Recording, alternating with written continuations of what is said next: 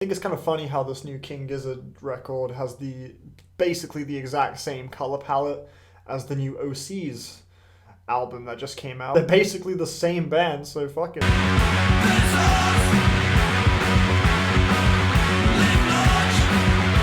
King Giz, bro. The ever-prolific King Gizzard are back with a new album. Shocking, I know. They had a bit of a break in 2018, though. In the entirety of last year, they didn't drop shit. Not an album, not an EP, not a single. They were just fucking quiet. Which I don't blame them for, because in 2017, the year before that, they dropped 5 albums. You may know King Gizzard as that band that dropped 5 albums in 2017, because they were all over 2017 with albums like fucking Sketches of Brunswick East, Gumboot Soup, Flying Microtonal Banana, Murder of the Universe, and my personal favorite of the 2017 bunch, Polygon Dwanaland. This band are known for dropping a lot of shit, but they're also known for doing each one of the different shits they drop different. Normally with King Gizzard, each album, they go into it with sort of an idea, a concept, a style that they haven't tackled before in mind. Like on Flying Microtonal Banana, that album was entirely made, I think, using microtonal instruments. Or with the album Polygon Dwanaland, that was a prog rock album. And then with Murder of the Universe, there was a whole concept about like a cyborg that destroys the planet and shit.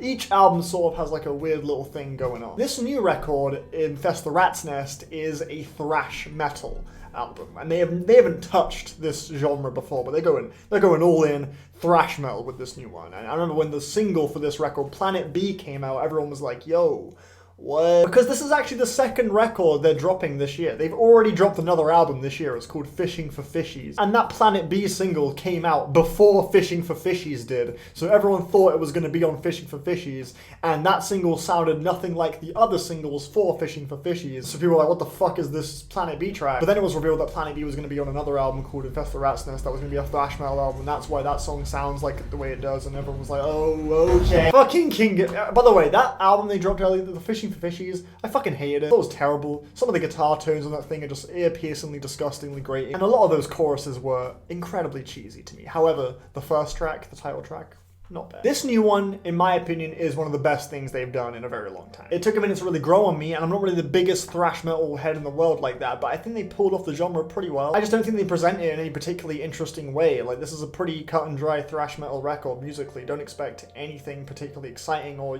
new in the genre. Not that there's really a huge amount of ground that can be covered with thrash metal that hasn't already been covered. But they don't do a bad job here, honestly. Like, I think Organ Farmer is a pretty pulverizing and relentless cut. Vocal performances on this track are genuinely quite passionate, fiery, and speedy, even though the lead singer does kind of sound like he's doing a bad impression of the lead singer of Metallica. Like, the influences are very obvious on this album. Like, that track, what was it, Venusian 2? Tell me that shit did not sound exactly like Motorhead, bro. That sounded like Ace of Spades. That sounded exactly like Ace of Spades. I think I heard it and I was like, yo, is this Ace of Spades? But I think the way they kind of chug along so frantically on that track, Organ Farmer, and the way that song is so kind of dynamic, switching riff out for a new riff, it just keeps it pretty interesting. They kind of do some pretty, you know,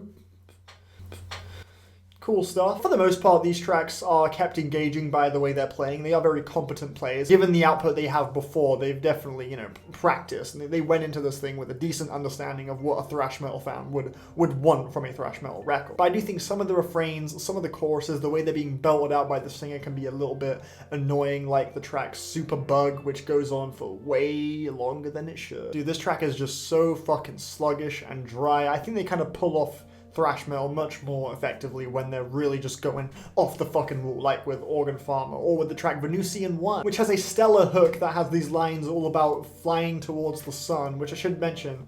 There's like a whole story with this album too that I think is actually dope as fuck. So it starts off with Planet B, which is kind of an environmentalist anthem, like that refrain, there is no planet B, like we gotta preserve the one planet we have and all that shit. And that kind of blossoms into a story about a group of rebel humans that get kicked off of Earth and have to find a new planet to inhabit. So they try to go towards Venus, of all planets. They pick Venus. It's a bit close to the sun, but yeah, they choose Venus, hence the title's Venusian. It's like, that's like the name of the ship I think they're flying on to get to Venus. And the story just kind of follows this little journey until eventually we get to the end of the album with the track Self-Immolate and Hell.